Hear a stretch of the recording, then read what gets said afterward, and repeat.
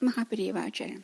Innocent girls had been sold into the trade by their husbands, brothers, fathers, boyfriends, uncles, or other relatives. Some entered the sex trade on their own, hoping to earn some money for their families and help future generations escape poverty.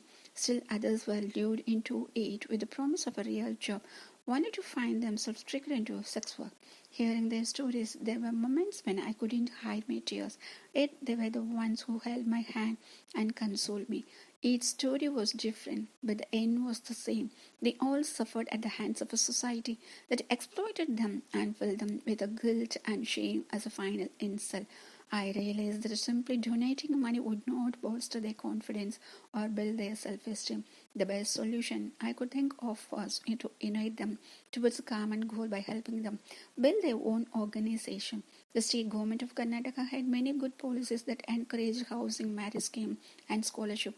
But if we started an association or a union exclusively for the Devadasis, they could address each other's problem. In time, they would become bold and independent, learning to organize themselves in the process. This is an organization for the Devadasis were formed. I believe that God cannot be present everywhere at once, and instead He sends people to do His work. Abhay Kumar, a kind-hearted and idealistic young man from Delhi, joined us unexpectedly. He wanted to work with me, and so I decided to give him the toughest job in order to test his passion for social work. I told Abhay, if you work with the Devdasis for 8 months and survive, I will think about absorbing you into the project full time. As promised, he did not show up for 8 months, and then one day he confidently strolled into my office, a little thinner, but grinning from ear to ear. I said, Abhay, now you know how hard social work is. It takes extreme commitment and persistence to keep going. You can go back to Delhi with the satisfaction of having made a difference to so many lives. You are a good human being, and I'm sure that this little experience will stay with you and help you later. He smiled and replied in impossible Kannada, who said that I wanted to go back to Delhi. I have decided to stay in Karnataka and complete this project. Abhay, this is a serious work. You're young and it's a great disadvantage in this line of work. And my voice faded away. I didn't know what else to say. Don't worry about that, ma'am. You gave me the best job I could possibly have.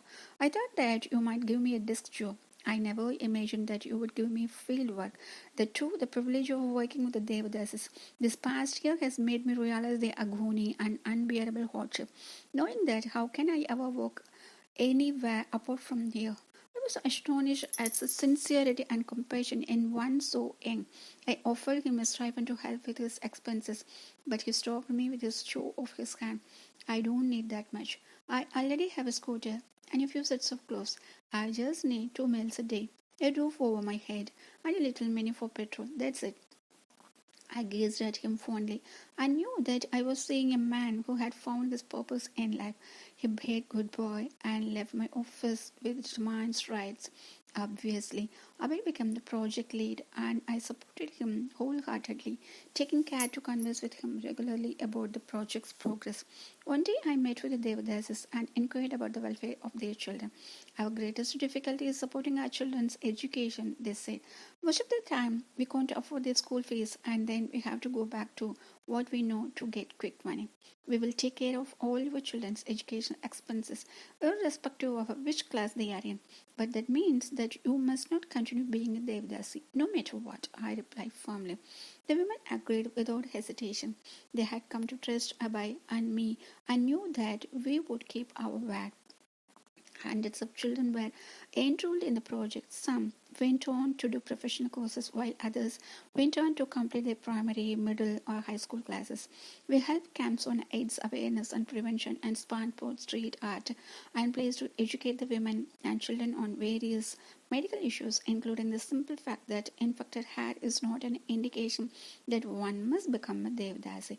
Rather, it is a simple curable disease that causes the hair to stick together and become matted over time. The women got themselves treated and some of them even had their heads shaved. Eventually, we were able to get them loans by becoming their guarantors. Often the women would tell me, Akka, please help us to get a loan. If we can't repay it, then it is as good as cheating you, and you know that we will never do that. By this time, I knew in my heart that a rich man might cheat me, but our Devadasis never would. They had great faith in me, and I in them. On the other hand, life became more dangerous for Abhay and me. We received death threats from pimps, local goons, and others through phone calls, letters, and messages. I was scared more for Abhay than myself. Though I asked for police protection, Abhay flatly refused and said, our Devadasis will protect me. Don't worry about me. A few weeks later, some pimps threw acid on three Devadasis who had left their profession for good. But we all still refused to give up. The plastic surgery the victim underwent helped to bring back their confidence. They would not be intimidated. Our strength came from these women who were collectively trying to leave this scattered profession. Though the government supplemented their income, we also started rearing goats, cows, and buffaloes. Over time, we established small schools that offered night classes which the Devdasis could attend. It was an uphill battle that took years to effort from everybody involved. After 12 years, some of the women met me to discuss a particular issue. Akka, we want to start a bank, but we are afraid to do it in our own. What do you think happens in a bank? I asked. Well, you need a lot of money to start a bank or even have an account. You must wear expensive clothes. We have seen that bankers usually wear suits and ties and sit in air-conditioned offices, but we don't have money for such things, Akka. After they brought their problems to our attention, Abhay and I sat down with the women and explained the basics of banking to them. A few professionals were consulted, and under their guidance, they started a bank of their own, with the exception of a few legal and administrative services that we provided. However, we insisted that the bank employees and the shareholders should be restricted only to the Devdasi community. So finally, the women were able to save money through fixed deposits and obtain low interest loan. All profits and to be shared with the bank members. Eventually, the bank grew and the women themselves became its directors and took over its running. Less than 3 years later, the bank had rupees 80 lakh in deposits and provided employment to former Devadasis. But the most important achievement was that almost 3,000 women were out of the Devadasis system. On their third anniversary, I received a letter from the bank. Tears welled up in my eyes. 17 years ago, chapels were my reward, but now they wanted to pay for my travel to the best of their ability.